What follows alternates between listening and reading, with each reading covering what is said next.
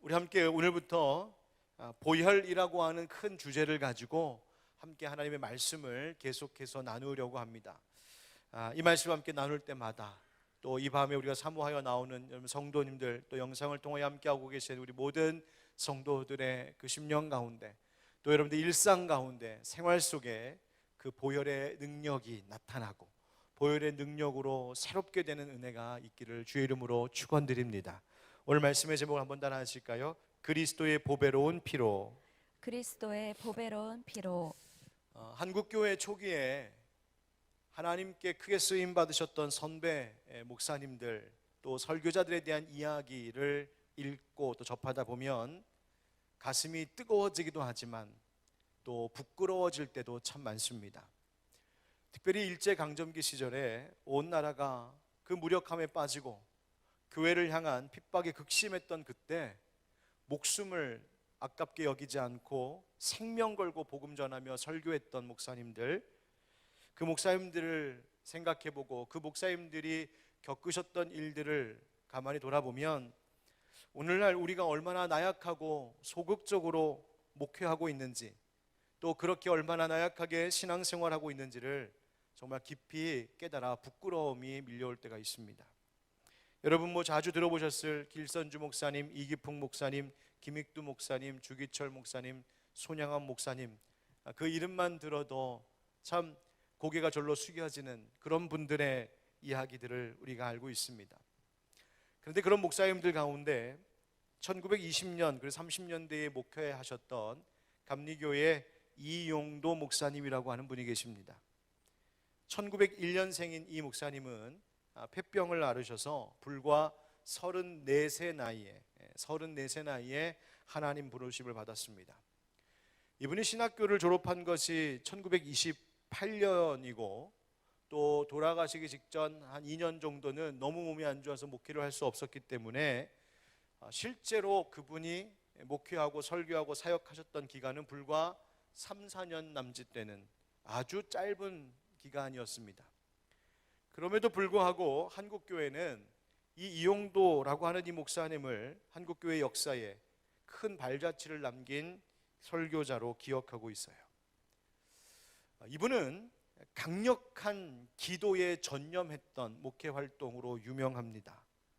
그분의 고백에 따르면 1928년 성탄절 무렵에 교회에서 간절히 기도하던 중에 자신을 둘러싼 주변에 가득한 마귀와 싸워 이기는 신비한 체험을 하고 나서 하늘의 권능과 담대한 용기를 얻고, 그리고 그것으로 설교하고 그것으로 신앙생활하며 또 목회하며 참 놀라운 능력과 권세가 그때 임했노라고 그렇게 간증하기도 했습니다. 이때 여러분 일제강점기의 상황도 우리가 상상해 볼 수 있겠죠. 당시 식민 통치 아래에 있었던 우리나라는 참 소망 없어 보일 때였습니다. 또 교회 역시도 타락하고 무기력해져 있을 때였어요. 그때에 그런 교회와 그런 이 우리나라를 바라보면서 이 이용도 목사님 생각에 이 나라의 정말 심각한 고통이 뭘까? 정말 심각한 문제가 뭘까? 그것은 일제강점기에서 식민 통치를 받고 있는 백성들의 굶주림? 그것이 심각한 문제가 아니라 오히려 정말 심각한 문제는 이 땅 가운데, 이 민족 가운데 진리가 없는 인생들, 진리가 없는 영혼들이 많다는 것이 가장 심각한 문제라고 그렇게 봤습니다. 진리가 없는 인생, 진리가 없는 이 땅, 이것이 식민지의 고통보다 더 심각한 문제라고 그렇게 그 문제점을 꿰뚫어 보고 있었어요. 그래서 이분이 정말 이 나라와 민족을 사랑하는 뜨거운 가슴을 가지고 부흥 설교자로 나서기 시작하셨습니다.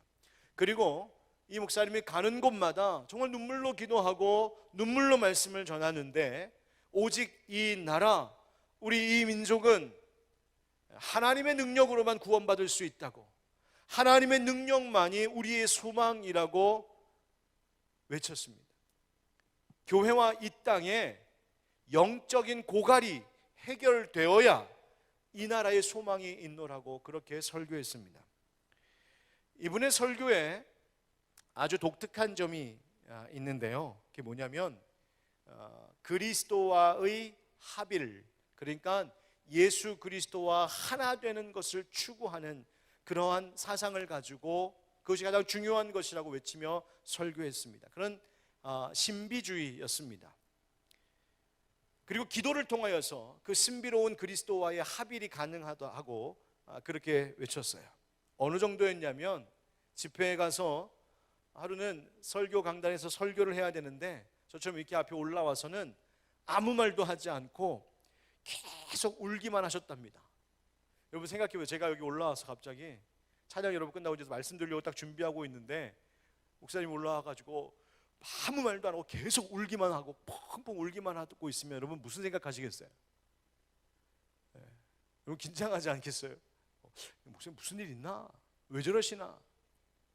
한참을 울더니 목사님이 이러셨답니다. 이 눈물이 내 설교고 이 흐르는 땀이 내 진실한 설교입니다. 그게 설교였어요. 이분은 어떻게 보면 굉장히 신비적이고요, 열광주의적인 면이 있어서 한때 이분의 신학이 비판을 좀 받기도 하고 시비의 대상이 되기도 했었지만, 사실 그것은 정말 하나님께서 이 이용도 목사님에게 부어주신 그 마음이 어떤 것인지를 그 후대가 다 알지 못했던 탓이기도 합니다. 즉 우리 민족을 향하여서, 당시의 교회를 향하여서, 당시의 우리나라 국민들, 백성들을 향하여서 얼마나 애통하는 마음, 얼마나 뜨거운 마음을 하나님께서 그에게 부어주셨는지 그것을 다 헤아리지 못한 무지에 의해서 그렇게 그분을 오해하기도 했었다고 저는 생각합니다. 예수님과의 온전한 합일, 하나됨, 그분은 그래서 항상 예수님께 배워야 되고 예수님께 물어야 하고 예수님과 하나 되어야 하고, 이것이 개인도, 가정도, 교회도, 이 민족도 살 수 있는 길이라고 외쳤습니다. 이분이 부흥 집회를 하게 되면 원고 설교를 거의 하지 않았다고 그래요. 그러니까 원고가 없이. 그래서 우리 오늘 아까 이렇게 찬양했던 것처럼 앞에서 한참 찬양하고 기도하고 있으면 그냥 목사님 계속 엎드려서 한참 기도하다가 그 마음에 하나님께서 전하라 하시는 그 말씀 받으면 그 말씀 가지고 올라와서 전하는 방식이었다는 거예요. 원고가 없었어요. 그래서 남아있는 자료가 없어요. 그런데 한 번 설교하면 보통이 3-4시간, 설교 시간만 3-4시간. 그래서 설교 시간만 3-4시간 설교하고 그 다음 끝나면은 부흥집회 때 안수기도 하면 이제 돌아오면 끝나고 파하고 집에 들어오면 새벽이에요. 그러면 1-2시간 또 엎드려서 기도하다가 새벽 기도에 또 나오고, 그렇게 말씀 전했던 분이에요. 이런 일도 있었대요.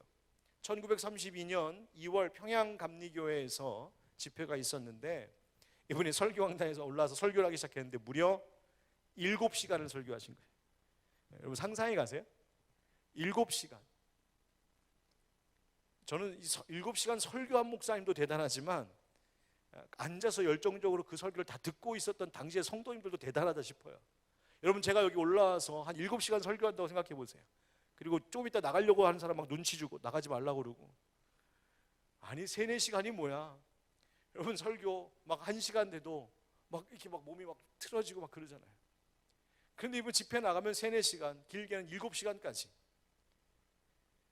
이분이 돌아가시기 전 1933년 1월 말 황해도 해주에서 이분이 마지막 집회를 가졌던 그 기록이 남아있는데, 그때의 그 목사님의 모습을 기억하는 이가 기록한 내용이 다음과 같아요. 한번 제가 읽어볼게요. 목사님이 단에 나섰습니다. 한마디 두마디 말씀이 진행됨에 따라 흐르는 땀은 눈을 뜰 수 없이 이마와 눈잔등에서 흘러내려 두 뺨으로 내려오고, 처음에는 조금씩 나던 기침이 약 반 시간을 지난 후부터는 심해지게 되어 몇 마디 말씀을 하시고는 땀을 씻고 또 몇 마디를 하시다가는 기침에 숨이 막히어 말까지 막히는 것이었습니다. 열변, 땀, 기침, 그리고서 또 열변, 또 땀, 또 기침. 울며 찬송하시다가 주먹을 휘두르며 열변, 절규. 몸부림을 치시면서 고성질호. 창백한 얼굴은 눈물과 땀으로 번뜩이고 결사의 고함은 기침에 꽉꽉 사로잡히는 듯 땀에 젖은 손수건을 높이 들며 찬송 또 찬송. 울음 섞인 음성으로 목을 아주 찢어버리시려는 듯 설교 또 설교. 회중 가운데서 울음소리와 기도소리가 점점 높아짐에 따라 그 소리보다 더 높은 음성을 들려주려는 애탐은 두 손을 다 들고 온몸을 다 바쳐 흔들며 떨며 몸부림으로 화했습니다.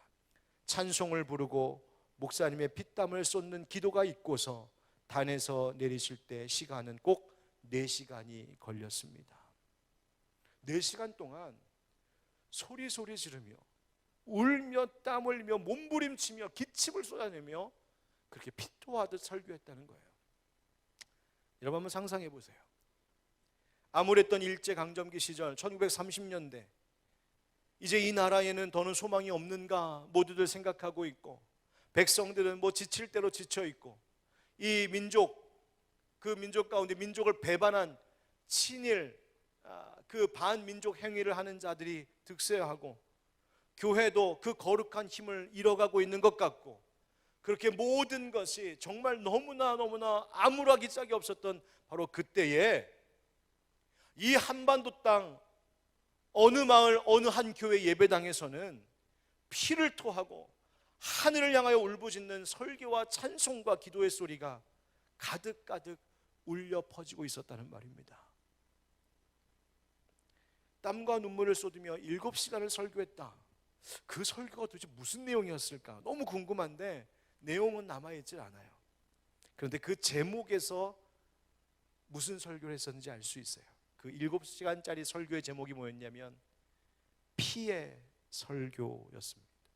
피의 설교. 누구의 피일까? 그래서 한 인간 이용도 목사의 피가 아니라 바로 우리를 위해 흘리신 예수 그리스도 그 보배로운 피에 대한 설교를 장장 7시간 동안 외쳤다는 거예요. 바로 그 피, 그 보혈이 그 엄청난 불을 쏟아내는 설교의 핵심이었고, 그것이 바로 쓰러져 있고 지쳐 있고 소망 볼 수 없었던 교회와 성도들을 다시 살게 하는, 다시 부흥케 하는 힘이 되었다는 거예요.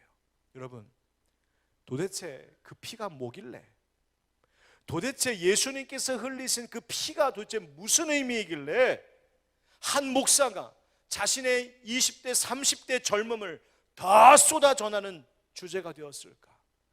도대체 예수가 흘린 그 피라는 것이 뭐길래 폐병을 앓고 죽어가면서도 몸을 보호하고 요양하기는커녕 오히려 그 폐가 찢어지라고 소리치며 설교했을까요?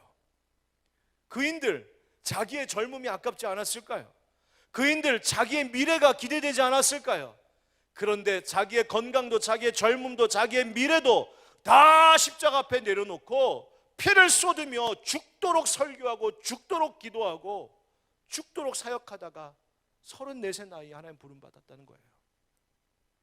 도대체 그 피가 뭐길래, 당시의 성도들은 도대체 그 피가 뭐길래 자신들의 모든 바쁜 일상과 모든 일과들을 다 제쳐놓고 집회만 열렸다면 3시간, 4시간, 7시간까지, 그것도 며칠씩 하나님의 말씀 듣겠느라고 그 앞에 쪼그리고 앉아서 그 젊은 목사의 피토하는 설교를 듣고 있었을까요? 도대체 그 피, 설교의 주제였던 그 피가 뭐길래, 도대체 예수님께서 흘리신 피가 뭐였길래 그 피만이 꺼져가는 등불과 같은 이 위태로운 이 나라 이 민족의 유일한 소망이라고 그렇게 담대히 외치면서 목회했던 것일까? 저는 이용도 목사님 이야기를 읽다가 가슴도 뜨거워졌지만 나는 과연 어떻게 하고 있는가 부끄러웠습니다. 여러분 어떠신가요? 여러분, 우리에게 지금 그 마음이 있습니까? 지금 이 시대의 교회와 우리 그리스도인들의 가슴 속에 예수 피, 그 보혈에 대한 뜨거움이 남아있느냐는 거예요. 그 보혈만이, 그 예수님께서 흘리신 피만이 나를 살리고 내 가정을 살리고 우리의 교회를 다시 일으키고 이 병들어 썩어져 가고 있는 이 나라 이 땅을 살릴 수 있는 유일한 희망이라고 여러분 담대히 외치고 있느냐는 거예요. 그 가슴이 우리 가운데 있습니까? 사순절이 시작되기 전에 올해 사순절 기간 동안 어떻게 해야 될까, 뭘 설교해야 될까 하나님께 묻고 기도했었습니다. 여러분, 목사는요 24시간, 정말 24시간 일주일 내내 설교 생각으로 가득 차 있습니다. 그러니까 제가 생각해 보면 제가 친대원 2학년 시절 초등학교 2학년 아이들 맡았던 처음 설교했던 그때 이후로 설교 생각만 하면 사는 것 같아요. 뭐 설교를 열심히 준비하고 고민했다기보다 늘 그 스트레스 속에 사는 것 같아요. 그래서 운전하면서도 설교 생각나고요. 집에서 쉬다가도 설교 생각나고요. 밥 먹다가도 무슨 설교해야 되지 고민하고요. 심지어 잠을 자다가도 설교 생각합니다. 제가 거의 굉장히 거룩하다 그 얘기를 하는 게 아니고 제가 엄청 그런 거에 이렇게 눌려 있다는 거예요. 우리 목사님들이 다 그래요. 그러면 이제 설교의 내용이 잘 떠오르지 않아서 막 답답할 때가 있습니다. 그런데 그러다가 제가 이번 사순절 시작하기 전에 3번 연속해서 비슷한 꿈을 꾸었어요. 여러분, 목사가 꾸는 꿈 중에 제일 공포스러운 꿈이 뭔지 아십니까? 막 마귀 나타나고 사탄 나타나고 막 그런 꿈일까요? 아니, 제일 무서운 꿈이 뭐냐면 설교를 해야 되는데 설교 준비가 하나도 안 되어 있는 꿈. 설교하러 올라가려고 하는데 설교 원고가 없어진 꿈. 또 나 오늘 설교 아닌 줄 알고 여유 있게 회중석에 앉아 있는데 앞에 있는 사회 보는 목사님이 박경수 목사님 나오셔서 설교하겠습니다. 그 소리 들리는 꿈. 제가 진짜 그 꿈 꿔요. 제가 그러면 그런 꿈을 꾸면요, 이렇게 몸부림치다가 막 깜짝 놀라갖고 막 깹니다. 진짜로. 농담이 아니고 정말 꾸며낸 얘기가 아니라 정말 그 꿈을 꿔요. 근데 그런 꿈을 연속해서 3번을 꿨어요. 제가 처음에는 그냥 그런가 보다 했다가 3번 꾸고 나서 도대체 왜 이런 꿈을 자꾸 꾸게 하실까? 막 진땀이 나고 마음이 긴장이 되기 시작했어요. 왜 이런 꿈을 꿀까? 그래서 새벽 시간에도, 새벽 기도회 때도, 또 하루 일과 중에도 기도했어요. 하나님, 왜 이런 꿈 꾸게 하셨나요? 근데 그 마음에 밀려오는 감동이 뭔가 미리 준비하라고 하시는 것 같았어요. 미리 말씀 준비해라. 하나님, 제가 어떤 설교하면 좋겠습니까? 코로나 시대에 뭐 어떤 많은 활동을 또 프로그램을 진행할 수도 없고, 또 정규 예배 외에 3일 연속 모여서 특별 집회를 가질 수도 없고, 영상으로 이처럼 지금 뭐 예배 드리고 기도한다고 하지만 답답한 마음, 채워지지 않는 마음이 너무 크고, 성도들도 그렇고 저도 그렇고, 하나님, 제가 어떻게 해야 되겠습니까? 이 사순절 어떤 설교해야 되겠습니까? 그런데 기도할 때마다 하나님께서 제 마음속에 자꾸만 떠오르게 하시는 한 단어가 있었습니다. 바로 그것이 이번 주제인 보혈입니다. 보혈 설교해야 되겠다. 하나님께서 이거 설교하라고 나를 그렇게 긴장시키시고 나를 그렇게 막 겁나게도 하시고 또 마음에 감동도 주셨구나. 지금 우리 교회, 우리 교인들에게 필요한 말씀이 바로 이 보혈이구나. 다시 한번 깨닫는 시간이 있었습니다. 그 말은 지금의 우리의 모든 위기와 어려움들 속에서 우리가 눈이 벌게지도록 집중하고 바라봐야 할 것은 다른 그 어떤 것도 아닌 그 십자가 나무 기둥을 타고 흘러내리는 예수 그리스도의 피뿐이기 때문일 것입니다. 여러분, 우리가 보혈에 대해서 얼만큼 알고 있을까요? 혹시 여러분 주변 사람들 가운데 누군가 믿지 않는 어떤 분이 여러분에게 기독교에서 너 교회 다닌다며? 기독교에서 뭐 보혈 그런데 도대체 보혈이 뭐야? 도대체 무슨 의미이길래 교회는 자꾸만 뭐 예수의 피 이런 이야기 하는 거야? 라고 물어본다면 여러분 어떻게 설명해 주시겠습니까? 교리적으로, 지식적으로는 보혈의 말의 의미를 풀어 이야기하고 설명한다고 해도 과연 그 보혈, 그 피가 너와 무슨 상관이 있는데? 라고 물어본다면 여러분들은 그것에 대해서 어떻게 답하시겠습니까? 아니, 다른 누가 물어보지 않는다고 해도 우리가 예배마다 보혈 찬송하고 예배 때마다 보혈에 설교하기도 하고 보혈을 많이 말하는데 도대체 그것이 나라고 하는 존재와 내 인생과 내 삶과 또 이 시대와 이 교회와 무슨 상관이 있는지 그 의미를 알아야 우리는 보혈이라고 말하고 보혈이라 찬송하면서도 의미가 있는 것 아니겠습니까? 저는 말씀 준비하다가 제 자신도 참 부족하다는 것을 깨달았습니다. 물론 교리적으로, 지식적으로, 신학적으로 또 성경에 나오는 말씀들을 인용해서 풀어 설명할 수 있겠고 설교도 제가 하고 강의도 하고 내가 물론 그렇게 말해줄 수 있겠지만 저 혼자 스스로 과연 내가 이 보혈에 대하여 얼마나 뜨거운 가슴으로 요즘 살고 있을까? 나와 우리 교회 성도들이, 우리 하늘빛 광성교회 믿음의 식구들이 과연 요즘 보혈이라고 하는 것과 예수의 그 피와 그 십자가를 묵상하며 얼마나 뜨거운 가슴을 하나님 앞에 쏟아놓고 있을까? 우리 교회 공동체가 과연 보혈의 은혜를 절실히 알고 그것이 우리가 이 시대를 살아가고 있는 데에 유일한 희망이요, 이것이 우리가 살 수 있는 유일한 길이라고 우리는 정말 담대히 외치는 마음으로 요즘을 살고 있을까? 곰곰이 말씀 앞에 생각해 보니까 부끄럽기 짝이 없었습니다. 여러분, 하나님께서 우리에게 보혈의 메시지를 주시는 것은 이번 기도 금요 집회들을 통하여서 그냥 보혈에 관한 성경의 지식 하나 더 머리에 쌓아 올려놓으라고 오늘 이런 시간들을 하나님께서 우리에게 마련해 주신 거라고 생각하지 않습니다.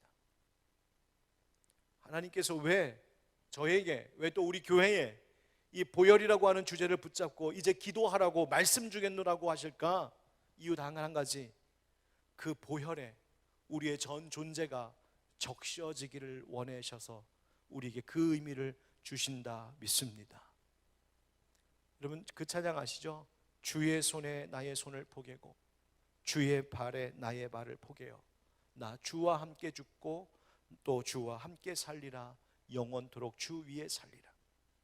여러분, 이 찬양의 고백이 그냥 우리 마음 깊은 곳에서 솟구쳐 오르는, 그냥 입만 벌리는 찬양이 아니라 정말 내 심령 그 깊은 곳에서, 저 깊은 속에서 주님, 내가 주님과 함께 죽었고 내가 주님과 함께 다시 살기를 원합니다. 바로 그 고백이 터져 나오는 삶이 되기를 하나님 원하고 계십니다. 주의 보혈 능력이 있도다, 주의 피 믿으오, 주의 보혈 그 어린 양의 매우 귀중한 피로다. 할렐루야. 제가 오늘 하루 종일 이 찬양 불렀는데요, 여러분, 이 찬양, 이 고백 그냥 입으로만 부르는 찬양이 아니라 정말 보혈의 능력으로 내가 죄 씻음 받고, 보혈의 능력으로 죄와 싸워 이길 힘을 얻고, 보혈의 능력으로 내가 이 세상을 살아갈 수 있는 하나님의 용사들이 되기를 주님께서 원하시니 우리에게 이 말씀 주고 계신 것 아니겠습니까? 여러분, 앞으로 계속 이 보혈의 말씀 함께 나누고 또 이 시간 함께 그 보혈을 주제로 찬양도 하고 기도도 할 것인데, 그 시간이 거듭될수록 우리가 갈보리 언덕 그 꼭대기에 세워진 예수 십자가 앞에 더 가까이 나아가는 놀라운 은총이 있기를 축복합니다. 그리고 그 십자가 밑에 마치 예수님 달리신 그 십자가 아래 바짝 엎드려, 그래서 우리의 머리 위로, 우리의 얼굴 위로, 우리의 어깨 위로, 우리의 온몸으로 예수님의 그 뜨거운 피, 그 뜨뜻한 피가 철철 흘러넘치는, 그것으로 우리의 더러운 것들이 씻겨져 나가고 우리의 상한 것들이 고침을 받고 우리의 모든 죄악된 것들과 사단막 약한 것에 부정하고 불의한 것들이 다 씻겨져 나가는 하나님의 놀라운 은혜가 이 집회를 통하여 있게 되기를 우리 주 예수 그리스도의 이름으로 축원드립니다. 저는 앞으로 이제 설교, 이 보혈 설교 언제까지 할지 모르겠어요. 가늠이 안 와요. 그런데 앞으로 설교 준비하면서 저는 기독교 고전과 같은 책 하나의 도움을 좀 받으려고 합니다. 그것은 19세기 말 하나님께 귀히 쓰임 받았던 남아프리카 공화국의 목회자였던 앤드류 머레이라고 하는 목사님입니다. 그 목사님의 책 가운데, 그분이 참 좋은 책 많이 쓰셨는데요, 그분의 책 가운데 The Power of the Blood of Jesus, 예수님의 피의 능력, 예수님의 보혈의 능력이라고 하는 책이 있어요. 네덜란드에서 교육을 받고 남아프리카 공화국에 사역을 했는데, 이 목사님이 당시 신학교육 또 선교 각성운동에 아주 귀하게 쓰임받았던 일꾼이었습니다. 복음주의 설교자였고요, 뛰어난 목회자이며 저술가였는데, 그러면서 동시에 특별히 성령 체험을 중요시해서 개혁교회에 속한 성령운동 앞에 적극적으로 헌신했던, 그래서 그런 기독교 지도자로서 장로교, 감리교, 또 오순절 교단, 서로 다른 교단들이 있고 서로 신학의 색깔들이 조금씩 다르지만 그것을 전부 연결해 줄 수 있는 아주 좋은 역할을 했던 목사님, 바로 이 앤드류 모레이라고 하는 분의 신학교, 그분의 저술한 책들입니다. 이분이 예수 보혈의 능력이라고 하는 주제로 강의를 했던 것이 있는데 그것이 책으로 펼쳐져 나왔고요. 그 책을 보니까 이 보혈에 대하여서 잘 설명하고 풀어줄 뿐만 아니라 그 능력을, 보혈의 능력을 우리가 어떻게 체험하며 살아갈 수 있을 것인가에 대하여 일목요연하게 잘 제시해주고 있는 책으로 제가 여겨져서 그 책의 전체 개요를 좀 따르고 그리고 때론 인용하기도 하면서 앞으로 이어질 연속 설교의 파트너로 삼고 말씀을 전하려고 합니다. 여러분, 보혈이라고 하는 말은 그 말 뜻 그대로 보배로운 피입니다. 보배로운 피, precious blood, 가치 있는 가장 귀중한 피. 여러분, 성경에는 피라고 하는 이 말과 이 피에 대한 사상이 성경 전체를 통하여 창세기부터 요한계시록까지 전체를 꿰뚫으며 지속적으로 아주 강하게 강조되고 있습니다. 피. 구약 창세기부터 생각해 보면 피 얘기 나옵니다. 여러분, 아벨의 제사 기억하시죠? 아벨이 무엇으로 하나님 앞에 제물 올렸습니까? 양의 피를 흘렸어요. 그러니까 양의 첫 새끼를 하나님 앞에 제물로 바쳤다. 이 말은 뭐예요? 양의 피를 흘렸다는 말이에요. 하나님께서는 그 피의 제사를 기쁘게 받으셨어요. 여러분, 왜 하나님은 피의 제사를 기쁘게 받으셨을까요? 레위기 17장 11절 말씀에 보면 이런 말씀이 있어요. 이 앞에 자막에 나오죠? 우리 한번 같이 읽어봅시다. 오늘 이 말씀 참 중요해요. 같이 시작. 육체의 생명은 피에 있음이라. 내가 이 피를 너희에게 주어 제단에 뿌려 너희의 생명을 위하여 속죄하게 하였나니 생명이 피에 있으므로 피가 죄를 속하느니라. 아멘. 피가 죄를 속하느니라. 왜? 피가 곧 생명이기 때문이었습니다. 성경은 피가 곧 무엇이라고요? 생명이다. 그 말은 하나님의 피의 제사를 받으시기 기뻐하셨다는 얘기는 하나님은 생명 받기를 원하신다. 하나님은 우리의 생명 받기를 원하신다는 거예요. 여러분, 이삭 이야기 기억하시죠? 아브라함 아들 이삭. 하나님께서 아브라함에게 그의 아들 이삭을 제물로 바치라고 하시죠. 하나님께서 이삭을 찌르려고 하는 아브라함의 손을 급히 막으시면서 멈추게 하셨지만 한 가지 분명한 것은 하나님은 정말로 이삭의 피를 받으시려고 했고 아브라함은 그냥 그런 척한 것이 아니라 진짜로 이삭의 피를 흘리려고 준비하고 있었어요. 그런데 이삭이 어떻게 되었어요? 하나님께서 멈추셨지요. 대신 수풀에 걸려있는 수량을 준비하셔서 그것으로 제사, 그것에 피를 흘리게 하셨어요. 즉 이삭의 피 대신 숫양의 피를 흘리게 하신 거예요. 여기서 바로 대치, 대속이라고 하는 개념이 시작되는 거예요. 아, 이삭은 사실 죽다 살아난 거예요. 맞잖아요.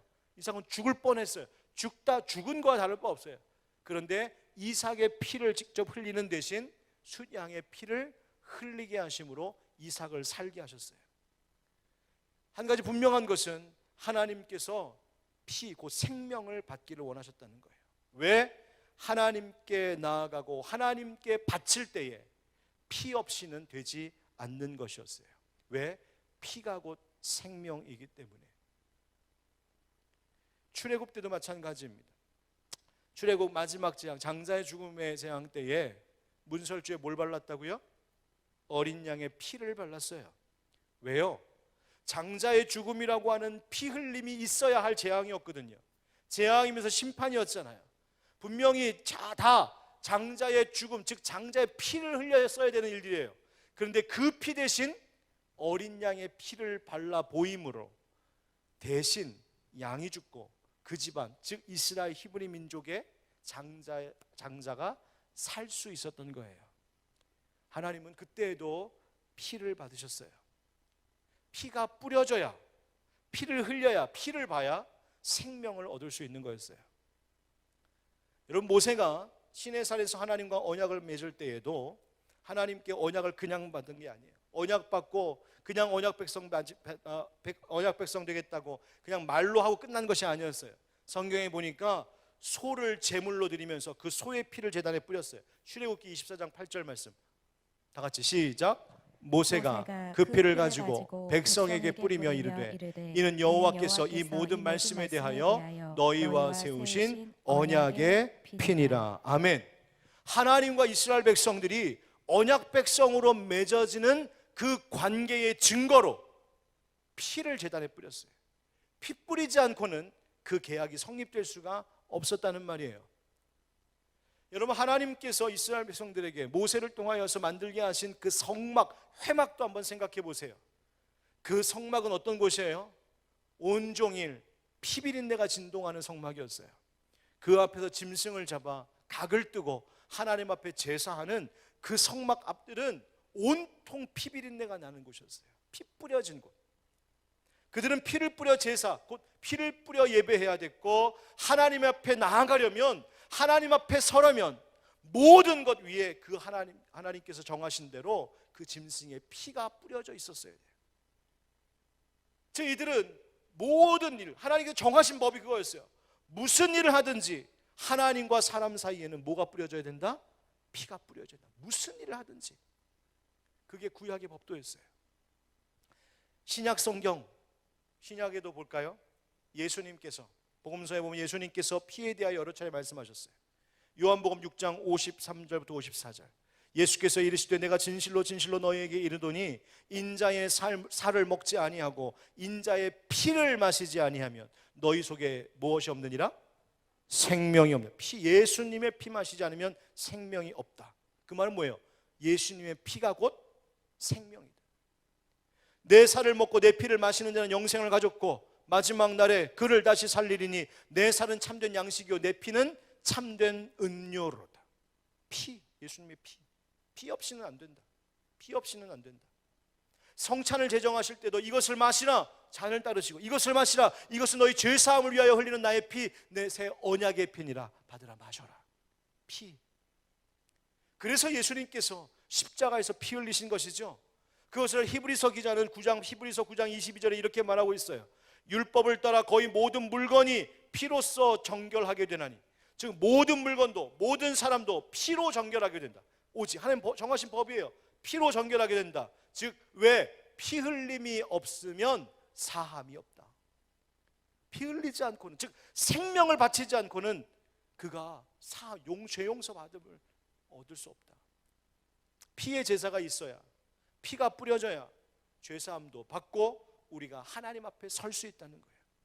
예수님의 피를 마셔야, 다시 말하면 예수님의 생명을 받아야 우리가 살 수 있다고 말하는 거예요. 예수님도 말씀하신 거죠. 이것을 예수님의 제자인 사도들도 똑같이 알고 그것을 경험하고 그것을 설교했어요. 그래서 그들의 설교회나 그들이 적은 편지, 그 서신서들에 보면 빠질 수 없는 주제가 바로 이 예수님의 피였어요. 한번 그 인용되는 그 예가 되는 말씀들 한번 쭉 볼까요? 자, 한번 빠르게 볼게요. 로마서 5장 9절에 보면 그러면 이제 우리가 그의 피로 말미암아 의롭다 하심을 받았으니, 골로새서 1장 20절 그의 십자가의 피로 화평을 이루사 만물고 땅에 있는 것들이나 하늘에 있는 것들이 그로 말미암아 자기와 화목하게 되기를 기뻐하심이라. 십자가의 피로. 에베소서 1장 7절 우리는 그리스도 안에서 그의 은혜의 풍성함을 따라 그의 피로 말미암아 속량고 죄사함을 받았느니라. 에베소서 2장 13절 이제는 전에 멀리 있던 너희가 그리스도 예수 안에서 그리스도의 피로 가까워졌느니라. 히브리서 10장 19절 그러므로 형제들아 우리가 예수의 피를 힘입어 성소에 들어갈 담력을 얻었느니라. 할렐루야. 무엇을 하든지 하나님 앞에 서려면, 하나님 앞에 은혜를 입으려면, 하나님 앞에 나아가려면, 하나님과 관계를 맺고 하나님과 교제하고 하나님의 능력을 입고 하나님과 동행하며 살아가는 천국 백성 되려면, 하나님 자녀 되려면 피 없이는 안 되더라는 거예요. 예수 피 없이는 안 되더라. 여러분, 이외에도 성경 안에 얼마나 많이 피에 대한 이야기가 증거되고 있습니까? 심지어 마지막 요한계시록에도 말하고 있어요. 사도 요한이 계시록 7장 14절 하반절에 이는 큰 환난에서 나오는 자들인데 어린 양의 피에 그 옷을 씻어 희게 하였느니라. 아멘. 구원 얻는 성도들이 어떻게 구원을 얻었을까? 바로 어린 양의 피로 씻음 얻었다. 그것 있으니 어린 양의 피로 씻어져야, 씻겨져야 하나님 천국 가자, 영생 얻는다. 사도 요한이 이야기했어요. 결국 뭘 말하는 거예요? 결론은 한 가지예요. 피 없이는 아무것도 안 된다. 구약시대의 양과 소의 피를 흘려 하나님께 나아가려고 했던 그 모든 일들도 사실은 훗날에 예수 그리스도께서 흘리신 그 어린 양 예수의 피 흘림이 있었으니 의미 있는 것들이 된 것이에요. 이제는 이 신약시대 교회 시대에는 모든 세대, 모든 인류가 다 예수님께서 흘리신 그 피로 죄사함 받고 그 피로 생명을 얻고 그 피로 하나님 앞에 나아갈 수 있게 되었다고 말하고 있는 거죠. 그리스도 예수의 피, 그 피 없이는 다른 방법이 없어요. 다른 길이 없다는 것이 성경의 가르침이에요. 다시 말하면 예수님의 생명만이 우리를 대신할 수 있다고 성경은 우리에게 말하는 겁니다. 이것이 하나님께서 정하신 길이에요. 여러분, 예수님 외에 다른 그 어떤 것으로도 이제는 내가 다른 짐승을 잡아 피를 흘려도 안 되고, 심지어 내가 고행을 해서 나를 자해해서 내가 피를 흘려도 될 일이 아니에요. 왜? 나는 여전히 죄인이기 때문에 내 피 가지고도 안 돼요. 하나님 앞에 나아갈 수 있고, 하나님과 관계를 맺을 수 있고, 하나님의 은혜를 얻을 수 있도록 하는 유일한 길, 유일한 방법은 오직 예수 그리스도의 피뿐입니다. 예수님의 피. 찬송가 254장, 내 주의 보혈은 정하고 정하다, 내 죄를 정케 하신 주 날 오라 하신다. 5절 말씀이 어떻게 되어 있어요? 5절 가사에 그 피가 맘속에 큰 증거 됩니다. 내 기도 소리 들으사 다 허락하소서. 이런 뭐라고요? 이게 무슨 말이에요? 이 찬양 가사가 무슨 의미예요? 우리가 하나님 앞에, 하나님 날 좀 용서해 주십시오, 하나님 내 문제를 좀 해결해 주십시오, 하나님 내게 은혜 베풀어 주세요, 하나님 나를 구원해 주시고요, 나를 좀 도와주시고 내 인생을, 내 미래를 하나님 인도해 주세요. 여러분, 간절히 기도할 때 하나님께서 말씀하시고 물어보신다는 거예요. 그래? 네가 나한테 그렇게 기도하니? 너 지금 나의 은혜를 받기를 원하고 나의 도움을 받기를 원하고 내가 네 인생을 이끌어주는 목자가 되기를 원하니? 자, 그렇다면 증거를 한번 보자. 하나님, 무슨 증거요? 내가 너에게 은혜를 베풀 만한 자인지 내가 너에게서 증거를 한번 찾아보겠다. 하나님, 무슨 증거를 보시겠다는 거예요? 여러분, 무슨 증거 얘기하는 거예요? 그 피가 내 마음속에 큰 증거됩니다. 네 안에 예수 피 있냐?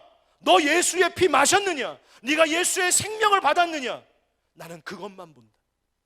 네가 이 땅에서 어떤 업적을 세웠는지, 무슨 대단한 일을 했는지, 네가 얼마나 잘난 사람인지 나 그거 보지 않는다.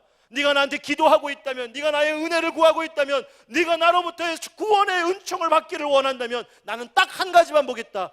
네가 예수의 피를 마셨느냐? 하나님, 우리가 그 증거를 찾고 계신 거예요. 네 안에 그 피가 있느냐? 여러분, 오해하지 마십시오. 무슨 오해냐면, 예수님께서 나를 위해 피를 흘리셨대. 그러면 와, 나는 이제 희생 안 해도 되겠네. 예수님 나를 위해서 생명 바치셨으니까 나는 내 생명을 잘 보존하겠네. 야, 이제 예수님 나를 위해서 대신 피 흘렸으니까 나 잘 살면 되겠구나. 아닙니다. 예수님이 피 흘려주셔서 나는 이제 하나님 앞에 제물로 드려지지 않아도 되겠구나. 여러분, 예수님의 피 흘려서서 예수님의 희생 제물 대심이 내가 하나님 앞에 올려드려져야 할 제물이 안 돼도 된다는 것을 말하는 것이 아니에요.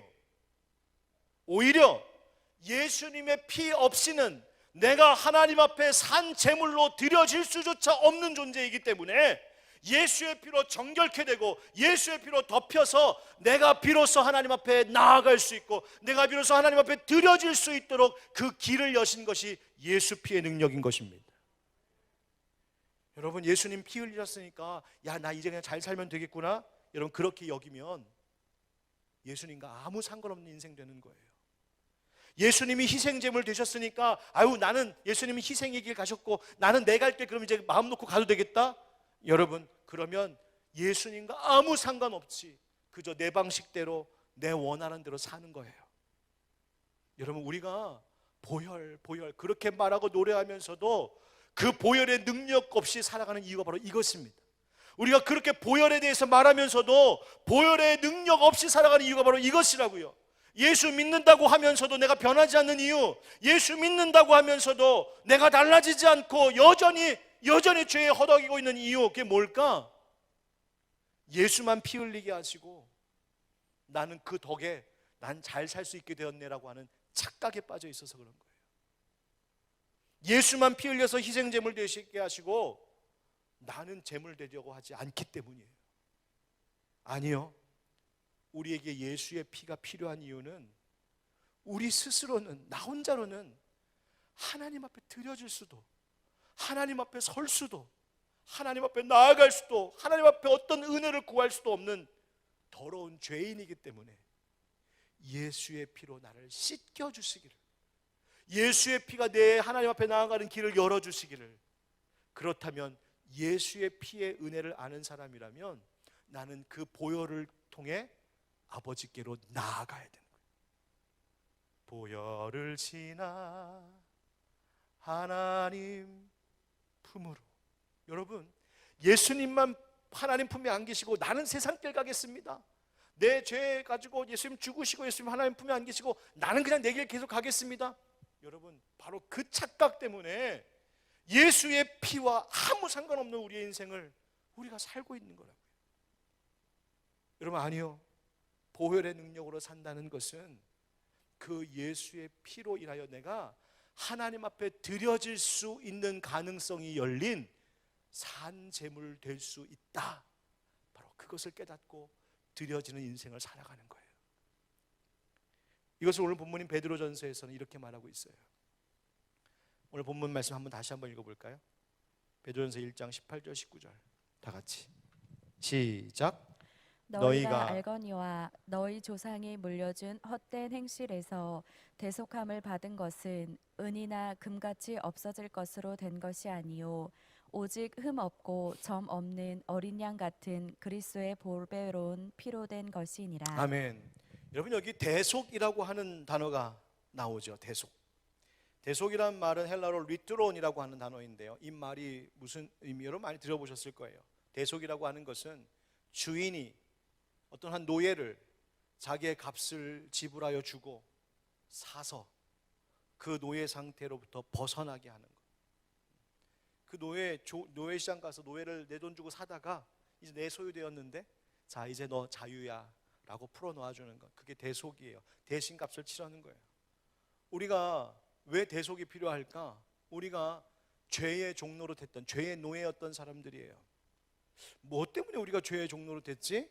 오늘 성경에 보니까 베드로가 뭐라고 말하냐면 너희 조상이 물려준 헛된 행실에서, 이 말은 너희 조상들에게로부터 물려받은 그 헛된 생활, 곧 죄를 범하게 되는 그 어떤 생활 방식을 물려받음으로 너희들이 죄의 노예, 죄의 종이 되었다.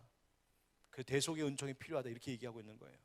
여러분, 혹시 이 말을 딱 들었을 때 혹시 생각나는 그런 헛된 생활이 혹시 있으십니까? 여러분의 부모로부터, 조상들로부터 내려오는 하나님 앞에 죄가 되고 있는 어떤 생활 방식이나 태도가 혹시 있지는 않으세요? 하나님은 모르고 거짓된 신들을 섬겼던 혹시 가문의 죄가 있습니까? 우상 섬기고 미신 쫓아다니고 가서 점 보고, 아니면 인생 뭐 있어, 즐기며 살아야지 하는 태도로 그저 물질과 쾌락만 따르는 분위기가 혹시 여러분 가정의 분위기는 아니었습니까? 세상에서 어떻게든 무슨 짓을 하든 심지어 불의한 일을 해서라도 성공하고 봐야지 라고 하는 그 잘못된 성공주의가 혹시 여러분 가문의 분위기는 아니었나요? 음란하고 타락한 문화가 여러분 가정 가운데 있지는 않았습니까? 반복되는 가정의 불화, 반복되는 가정의 깨짐, 폭력, 중독, 무관심, 무정함, 방치, 외면. 여러분, 혹시 그런 것들이 여러분들 생활 방식 가운데, 여러분이 자라온 삶의 자리에 혹시 남아있지는 않았습니까? 그런 영향 가운데 있지 않으셨어요? 여러분, 꼭 내 부모, 내 할아버지 할머니로부터 받은 것이 아닐지라도 이 세대의 조상들이 있잖아요. 우린 다 우리 전 세대의 후손들이잖아요. 이 사회를 이루어왔던 전 세대가 우리 지금 세대에 물려준 모든 죄악된 문화와 생활 방식들, 혹시 우리가 회개하지 않고 그대로 따르고 답습하고 있는 건 없습니까? 이런 이 세상의 악한 문화 속에서 여전히 물들어서 그대로 따르면서 살고 있을 때 우리는 대속의 은총 없이는 살 수 없는 죄인인 것입니다. 여러분, 제가 요즘에 자꾸만 또 입에 대뇌에 있는 단어가 하나 있어요. 물들이다. 물들이다. 여러분, 물 들고 계십니까? 물 들이고 계십니까? 죄에 물들고 계십니까? 예수 피로 세상을 물들이고 계십니까? 여러분, 대속함을 받았대요. 대속함. 그런데 대속함을 뭘로 받았다고 성경에 말하고 있냐면 은이나 금같으로 되는 것이 아니라고. 이 말은 무슨 말이에요? 아무리 많은 돈을, 금은보화를 다 쏟아부어도, 아무리 세상에 가장 가치 있는 것들을 다 지불해도 내 죄의 문제, 내가 받은 이 죄의 종노릇하고 있는 이 문제는 해결해 줄 수 없다는 거예요. 오직 누구의 피? 예수의 피만이. 그래서 그 피가 바로 precious blood, 가장 가치 있는 피, 즉 보배로운 피, 더 줄여서 보혈이라고 말합니다. 가장 가치 있는 피, 오직 보배로운 피로 된 것이니라. 자, 여러분, 그럼 뭐 궁금하지 않아요? 왜 은과 금으로면 안 될까? 아니, 이 세상에는 돈 가지고 안 되는 게 없다고 하는 것 같은데 왜 은금으로 안 될까? 아니면 왜 다른 피로는 안 될까? 여러분, 가치라고 하는 것에는요, 크고 작음이 있어요. 높은 가치가 있는가 하면 적은 가치가 있는 게 있어요. 여러분, 레위기의 제사법을 가만히 보면 짐승을 제물로 삼는데 그냥 한 종류만 얘기한 것이 아니라 성경에 보니까 숫송아지, 숫염소, 암염소, 뭐 어린 양 막 쫙 나와요. 그죠? 여러분, 그거 막 읽다가 성경 읽다가 모르겠다고 덮을 때 종종 있으시죠? 근데 그게 뭘 말하냐면요, 어린 양을 잡을 때는 언제 잡냐? 평민이 속죄 제물로 드릴 때 어린 양을 잡아요. 암염소는 평민이 실수로 부지중에 죄 지었을 때 그걸 제물로 삼아요. 그 다음에 좀 등급이 올라가요. 숫염소는 족장이 부지중에 범죄했을 때 그걸 제물로 삼는 거예요. 송아지 벌써 염소도 좋잖아요. 더 크잖아요, 등치가. 송아지는 온 회중이 속죄제를 드릴 때, 혹은 이 큰 짐승인 수송아지는 제사장이 범죄하여 그 벌이 백성에게 다가올 때 그 송아지를 잡아야 됐어요. 이 말은 뭐예요? 각 짐승의 생명마다 대속할 수 있는 그 가치가 차이가 있다는 이야기예요. 자, 그렇다면 은과 금, 물질로는 생명의 가치를 대속할 수 없다는 얘기예요. 왜? 그 가치가 충족할 수 없는 가치, 저 밑바닥 가치. 은과 금은요, 세상의 물질은 저 밑바닥 가치라고. 영의 세계에서는 아무것도 아닌 가치예요. 그러니까 아무리 돈을 얼마를 줘도 해결이 안 되는 거예요. 여러분, 물질의 가치가 생명의 가치를 대신할 수가 없는 거예요. 여러분, 생각해 보세요. 여러분, 제가 저 뭐 돈도 없지만 온통 어디서 구하든지 하여튼 돈을 엄청 드릴 테니까, 제가 당신한테 이만큼의 돈을 다 드릴 테니까 당신의 생명을 내게 주십시오. 여러분, 주시겠어요? 그거 바꿀 수 있는 거예요? 내가 어마어마한 금은보화를 드릴 테니까 당신 자녀의 생명을 나에게 주십시오. 그럼 바꾸실 수 있겠어요? 안 돼요. 여러분, 생명의 가치는 물질의 가치로 치환이 안 된다고요. 대치가 안 된다고요. 그런데 이 세대의 죄가 뭔지 아십니까? 된다고 착각하고 사는 거예요.